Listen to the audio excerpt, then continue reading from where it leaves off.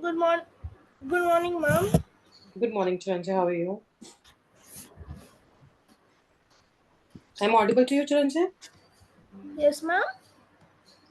I'm audible to you? Yes, ma'am. Okay, okay.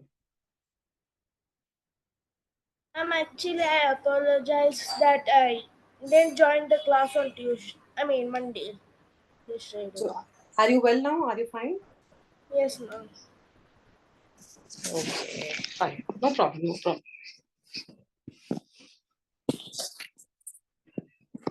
Okay. So, yesterday, I think Advaitik might not be joining. So, yesterday in the class, we have um covered the topic which is about the brain, actually, the region of the brain, what are the different parts of the brain, what is the function of them. So, those things we have covered. So, I think we will go ahead with that.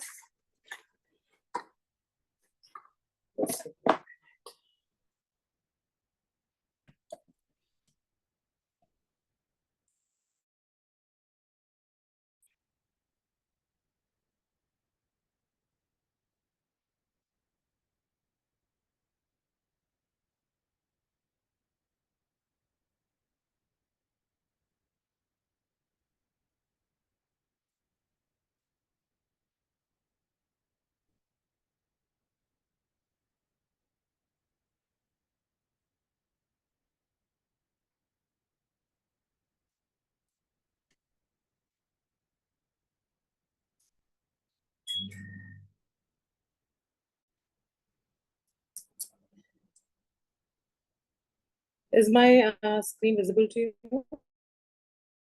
Yes, ma'am. Oh,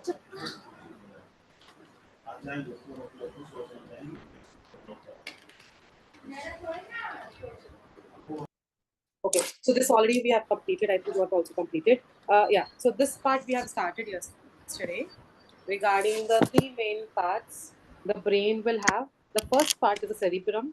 The second part is the cerebellum, and third part is the medulla, which is also called as the brain stem. So this brain stem will have two parts. The first part is pons, and the second one is called as the medulla oblongata. Fine. So three parts are there: the cerebrum, the cerebellum, and the third one is the brain stem, which is also that has the two parts, which are the pons and medulla oblongata. Now, this cerebrum, as you can see in the picture also, so this is the largest part of the brain. So, what is it? Is the largest part of the brain, and it is composed of right and the left hemisphere.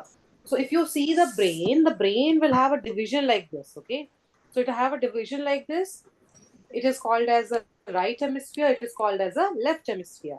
So, like this, the brain has two division, the right and the left hemisphere.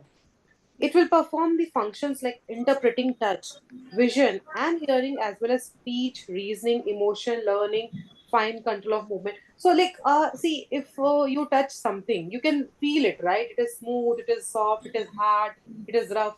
So, that can be because of your brain, actually. So, you are able to see us, you are able to see the different things around you. So, that is also because of the brain. You cry sometimes, you laugh sometimes you feel so sad. So that is also because of the brain, because of the cerebrum. You learn sometime, right? You will be learning the chapter, you will be solving the problems of the math. So those all things are because of the cerebrum. So therefore, the cerebrum is the largest part of the brain. It is located in the front and middle part of the brain. And almost 85% of the brain weight is about for the cerebrum.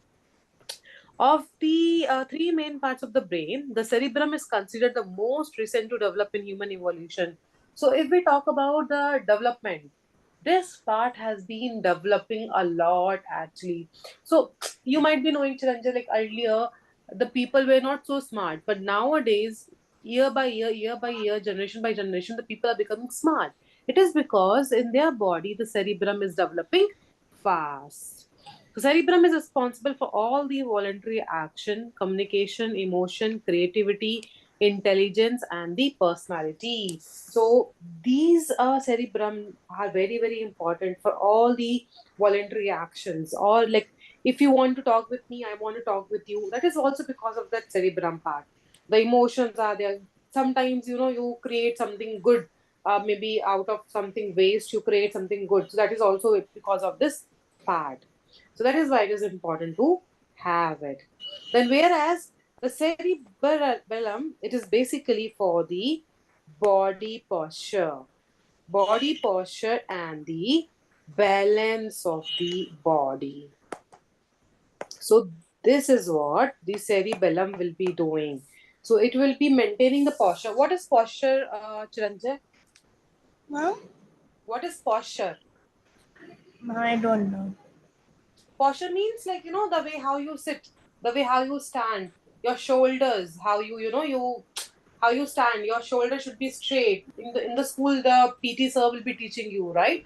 So the shoulder you have to keep it straight. When you walk, you have to walk straight. When you sit, you have to sit straight. You should not lie down, right? So that is called as something called the posture, the way how you do it. Like, if maybe if I am asking something, so how you express yourself by moving your hands, or maybe by lip sync, so that is coming under the posture category. And balance of the body, balance means the whole body actually. See, if I want to move, I will be moving with the help of the legs, right,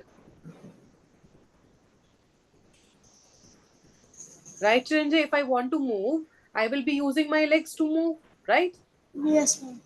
So it is not happening that my legs are moving, but my hands are not moving, right? It is not happening like that. So each and every organ of my body will move along with my body. So that is what the cerebellum will be doing. Then brain stem, it is the last section or the final section of the brain, and it is called as a brain stem. It is located underneath the cerebellum and cerebellum. So this is the last part. This will be like this, and this is called as a brain stem. All information that goes from the brain to the body must pass through the brain stem to reach its destination. So see here it will be the spinal cord, and this upper side will be the brain. And here in the center, what is there? The brain stem. Shall you need to mute yourself? So what happened? The spinal cord will be on the downside, on the upper side, the brain will be there, and the center side, the brain stem will be there. Now, what happened? Whatever the information, it has to pass through. It has to go from the spinal cord to the brain stem, and from the brain stem, where it will go? It will go to the brain. Now, same way, if the brain is answering something, that response should go to the brain stem and then to the spinal cord. So that is why we say that the brain stem is basically a kind of connecting link between the brain and the spinal cord. And it's almost like it's almost like 5% of the brain mass. And it is the oldest part of the brain. So between the cerebellum and the brain stem is the oldest part. The brain stem is responsible for regulating the heart and lungs. So you breathe, right? You breathe, oxygen you will be taking, CO2 you will be releasing. So that you are able to do because of this brain stem. So all the involuntary action which are not under your control will be done by this brain stem. Then you will sneeze. Sometimes, all of a sudden you start sneezing. Sometimes you start coughing. So that is also controlled by this brain stem. Now, the next one, the sense organ. Sense organ, basically, we all know very well. The first one are the eyes. They are the organs of visual systems. Means we will be able to see. And they have a special kind of the cells which are called as the photoreceptor. Photo means light, and receptors, what they are, the kind of the cells which will be helping them to see. So they provide animals with vision, the ability to receive and process visual detail, as well as enabling several photoresponse functions that are independent of vision. So whatever the things are around you that you are able to see because of this eye only. If in the eyes these photoreceptors are not there, then we will not be able to see anything. So eyes detect light and convert them into the electrical impulse, electrical chemical impulse. So whatever you want to see, that will be converted actually into the electrochemical impulses form. The next one, the nose, they are the organ for the sense of smell, right? So with the help of the nose, we will be able to smell everything, be it food, be it any kind of the material, be it any kind of the substances. So because of the nose, we will be able to uh, sense it. And they will also have a special cells which are called as the olfactory receptors. So their special cells are called as the olfactory receptors. So nose has nostrils, we breathe in through nostrils. The olfactory system is responsible for our sense of smell, and nose is also known as the olfactory organ. Usually animals have stronger. Chiranjeev, which animal has the strongest sense of smell? Yes, ma'am. Which animal has the strongest sense of I smell? think that. Dog, actually. You might have seen the movie also, right? If any kind of the if any kind of investigation they have to do, what they will be using? They will be using dogs for it, right? Yes, ma'am. So, however, human beings can also smell thousands of the odors or the fragrances. So, children, just start writing now from here. I'll just change this. Okay, ma'am. Okay, start writing from the brain has three parts.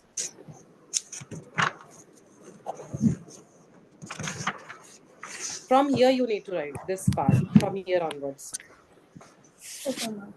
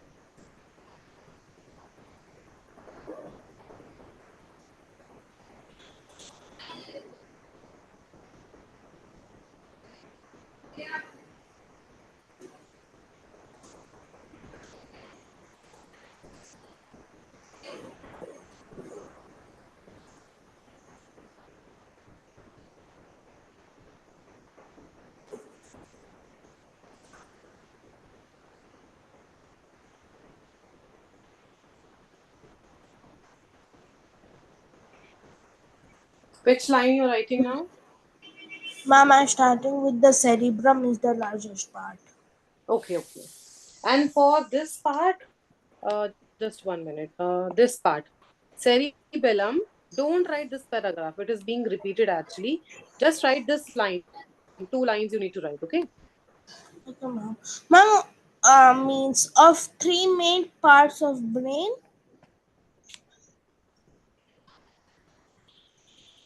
Yeah, three Ma'am, main parts. You should write this. okay, ma'am. Three main Tell me. parts. The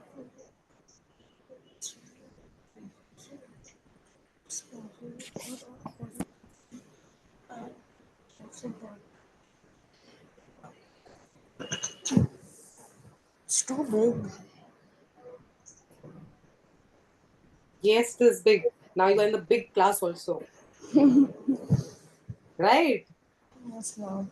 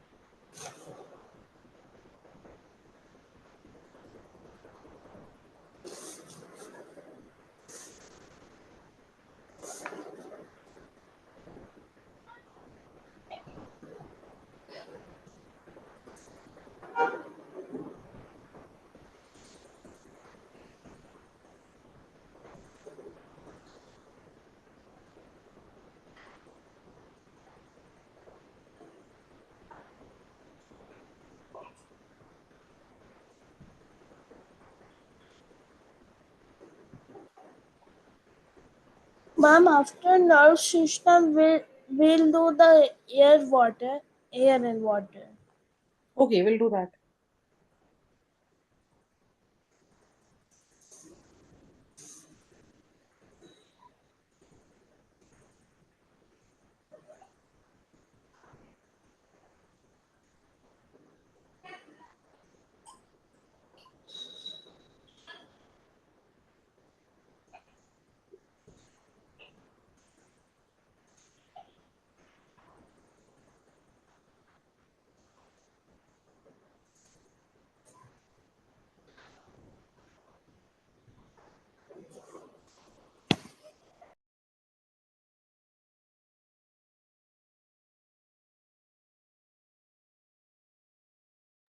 Ma'am, your screen has been removed.